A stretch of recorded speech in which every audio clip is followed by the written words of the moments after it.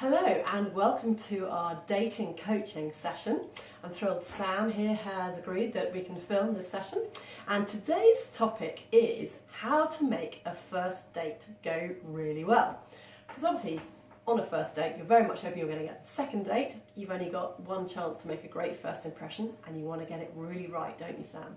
And I think you've told me you've had a mixture of dates, and perhaps you've experienced this. Some dates have gone really well, some dates haven't gone well.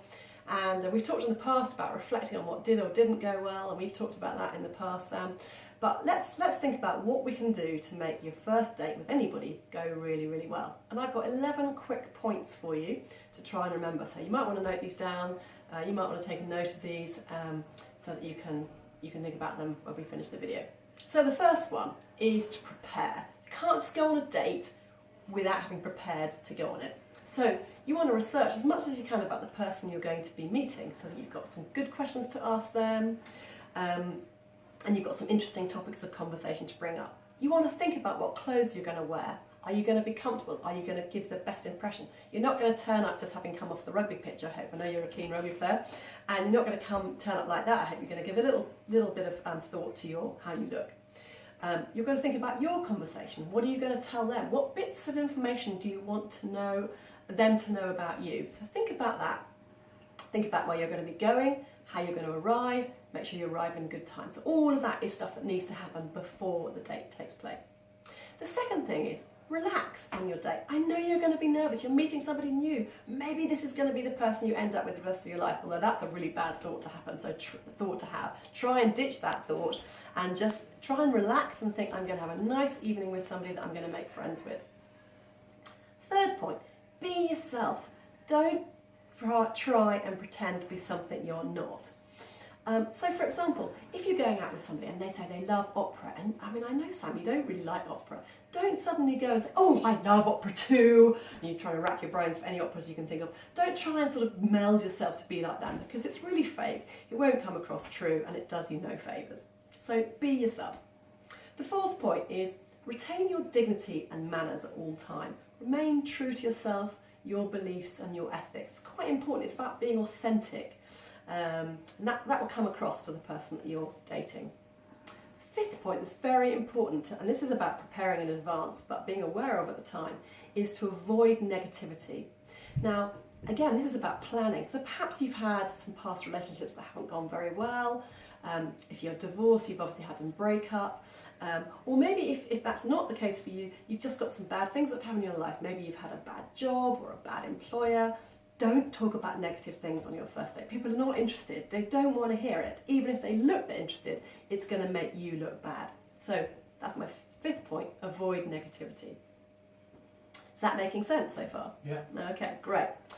Sixth point is, again, it's sort of preparation. Don't be worried about any awkward silences. You know, they might get some when you're on a date, you might run out of conversation.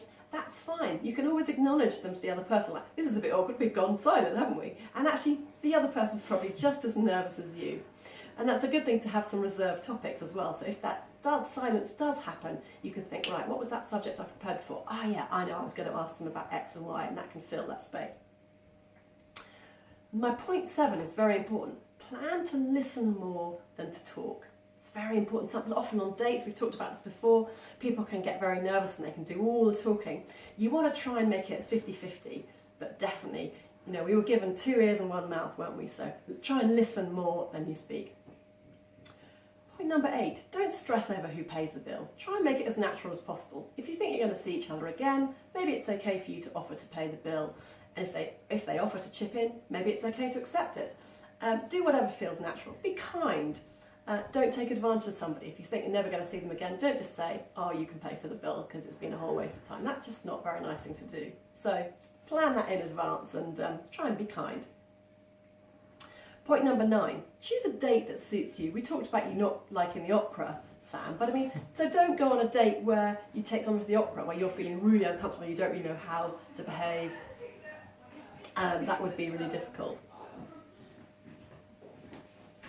Just keep filming and we'll cut it.